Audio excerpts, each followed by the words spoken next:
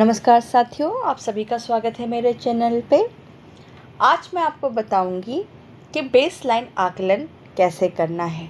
विभाग के द्वारा एक आदेश आया है, जिसका मैं वीडियो पहले ही बता चुकी हूँ, आप उसमें भी देख सकते हैं कि 30 अप्रैल तक रेमिडियल टीचिंग करना है और 8 अप्रैल तक बेसलाइन आकलन कर लेना है।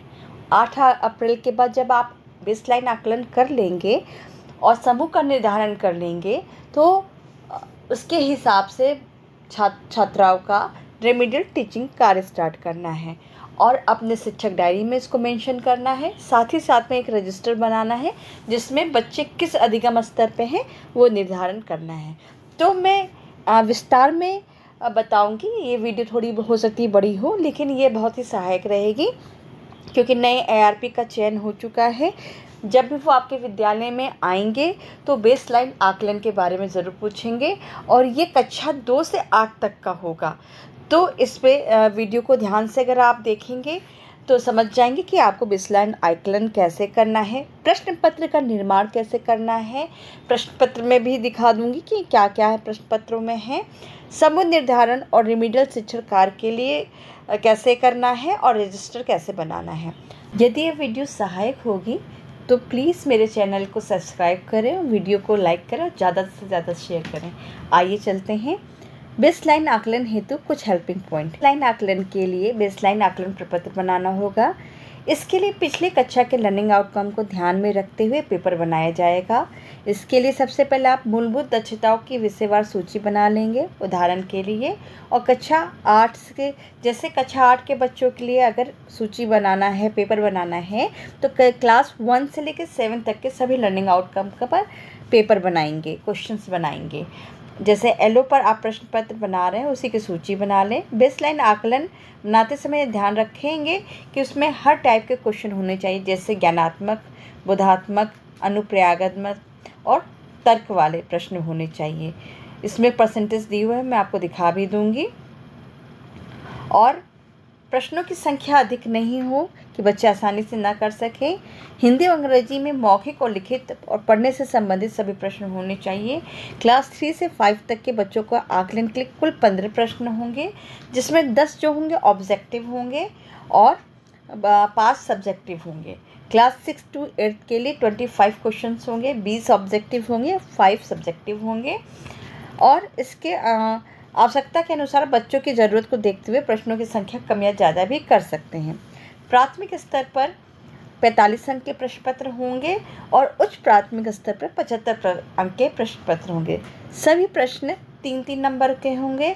साथ में आप जैसे ही पेपर बनाएंगे उसका आंसर की भी साथ में बना कर रखेंगे ताकि आप जब चेक करें तो इसमें आपको आसानी हो।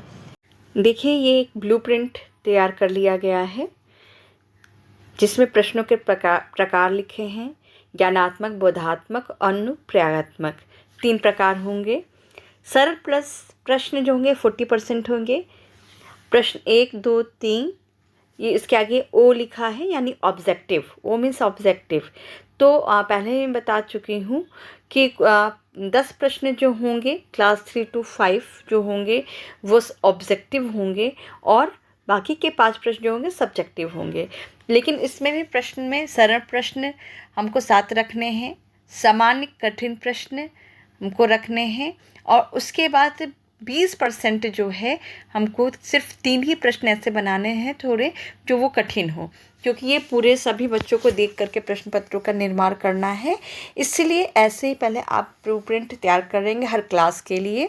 जैसे यहाँ पर क्लास 3, 4, 5 लिखा है तो 2, 3, 4, 5, 6, 7, 8 ऐसे करके 6, 7, 8 का चूँकि 25 क्वेश्चन बनना है तो उसको ऐसे आप 25 क्वेश्चन को बांट के करेंगे। इसमें ये 2 से लेकर के 5 तक के क्वेश्चन ये ब्लूप्रिंट है।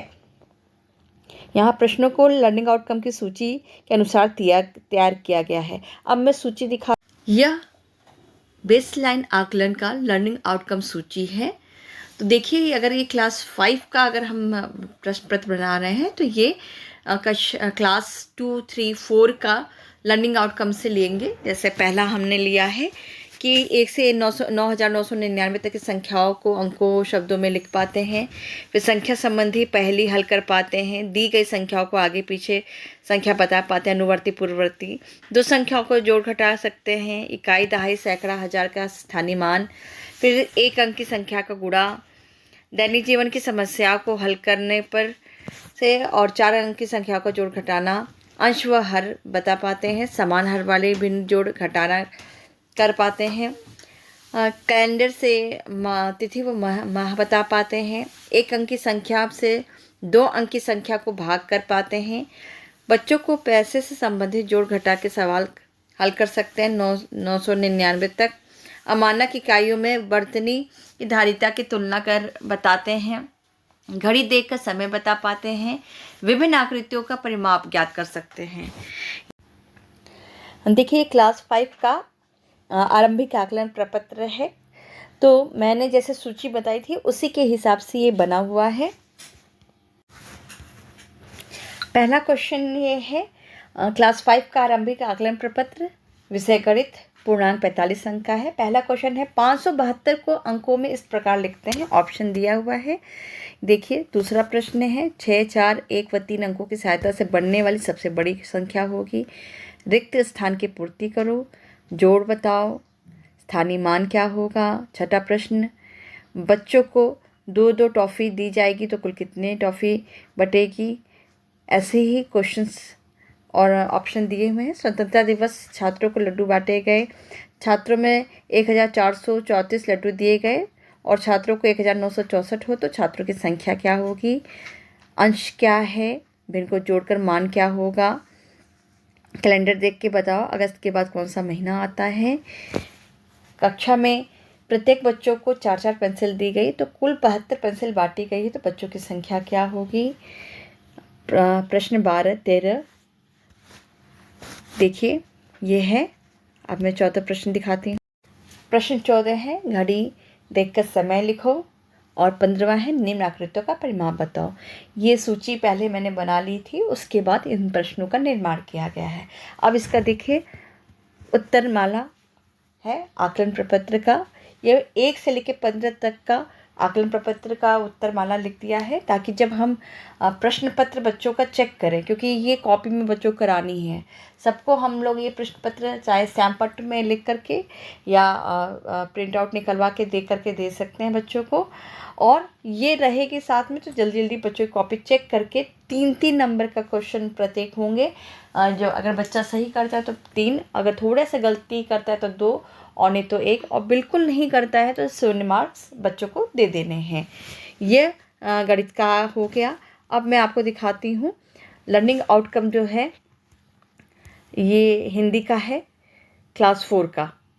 तो यहाँ पे देखिए, अगर क्लास 4 का हम सूची बनाए हैं तो उसमें जो है आपका लर्निंग आउटकम 1, 2, 3 का रहेगा।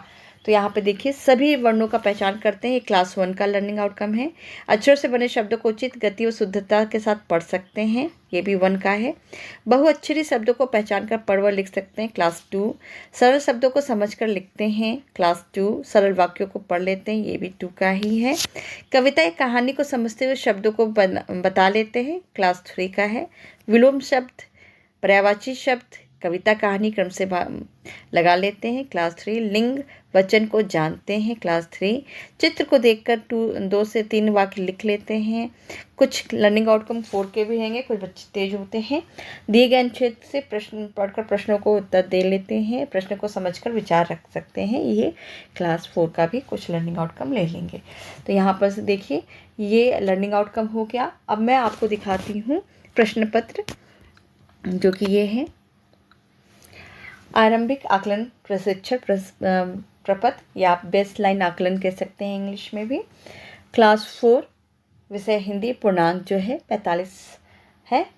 पहला प्रश्न है जो एलो हम लिए थे पहला, वही उसी पे बेस है। नीचे दिए गए वर्णों को पढ़िए, वर्ण पहचान लेते हैं, पहला हमने सूची लिया था।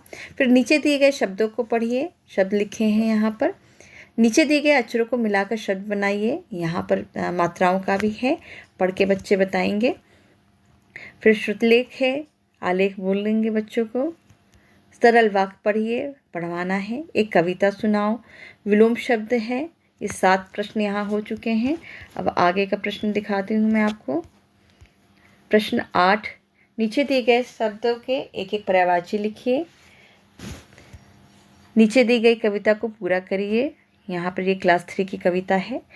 निम्न में से स्त्रीलिंग लिखिए। निम्न के यहाँ 3 दिया, एक एक नंबर का है क्योंकि 3-3 के प्रश्न हैं। बच्चों को चित्र देखकर क्या दिख रहा है, नाम बताइए। इस पर कोई कविता या कहानी 4-5 लाइन बोल सकते हैं। ये देखिए, ये चित्र बना हुआ है, तो बच्चों को दिखा करके उनसे थोड़ा मौखिक विकास उनका पूछना है। अब ये हो गया 11वां प्रश्न। अब आते हैं 14 और 15 प्रश्न पे। दिए गए अनुच्छेद को पढ़कर प्रश्न पत्र 12, 13, 14 प्रश्न का उत्तर दीजिए। ये अनुच्छेद पढ़ाएंगे, क्वेश्चन से रिलेटेड है, लिख लेंगे। और प्रश्न 15, जब आपके नानी घर जाते हैं, आप लोग नानी के घर जाते हैं तो क्या क्या करते हैं, 3 बातें लिखिए। ये दिया है कि बच्चे अपने मन से रचनात्मक कुछ लिख सके।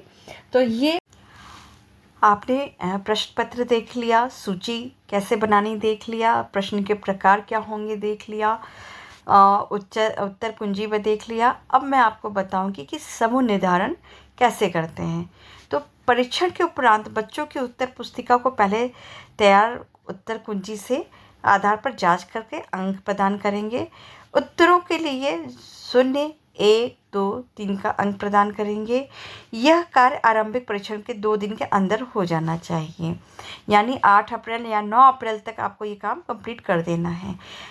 कक्षा के सभी बच्चों की एक सूची तैयार कर लें जिसमें प्रश्न के सापेक्ष उनके प्राप्तांक दर्ज होंगे। जिस प्रश्न में 3 अंक मिले हों, इसका अर्थ यह है कि बच्चा लर्निंग आउटकम पूर्णतः प्राप्त है। जिसमें 1 या 2 अंक मिले हैं उसे आंशिक रूप से प्राप्त कर रहा है, और जिसको 0 अंक प्राप्त है बिल्कुल प्राप्त नहीं है। तो जिन लर्निंग आउटकम में 0, 1, 2 अंक मिल रहे हो, उन बच्चों के साथ शिक्षकों का और कार्य और एवं सहयोग करने की आवश्यकता है। एवं ऐसे बच्चों की एक सूची अवश्य बना लें, यानी इन बच्चों के साथ आपको रिमीडियल टीचिंग करनी है, समूह का निर्धारण करना है।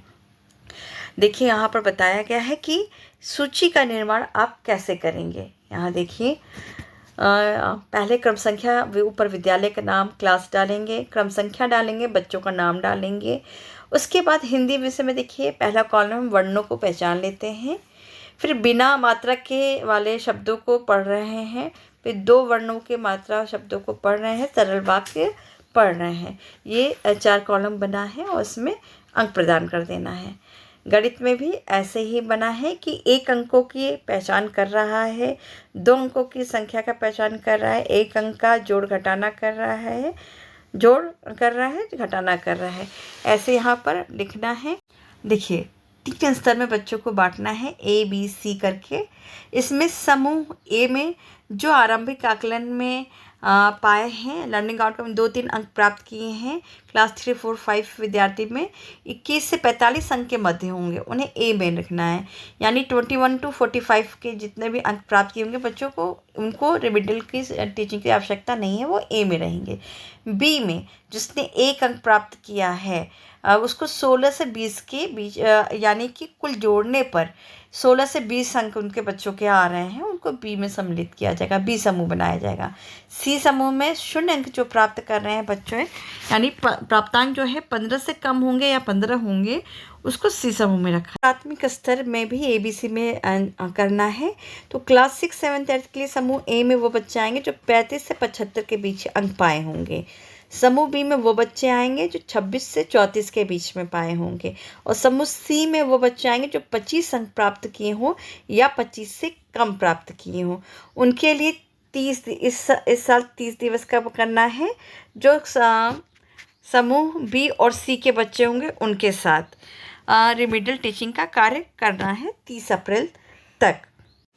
देखिए, इस सूची में आप प्रत्येक बच्चों के सापेक्ष उस लर्निंग आउटकम में जिसमें 3 अंक प्राप्त किए हैं, यानी 100% प्राप्त किया, सही का निशान लगाते हुए उस माह व वर्ष का इंगित कर लेंगे। एक तरह से ये तालिका बनाएंगे जिसमें जिस भी उसमें 3 अंक पा रहे हैं उसको टिक लगा करके किस माह में इसने प्राप्त किया, किस वर्ष में, आगे लिख देंगे।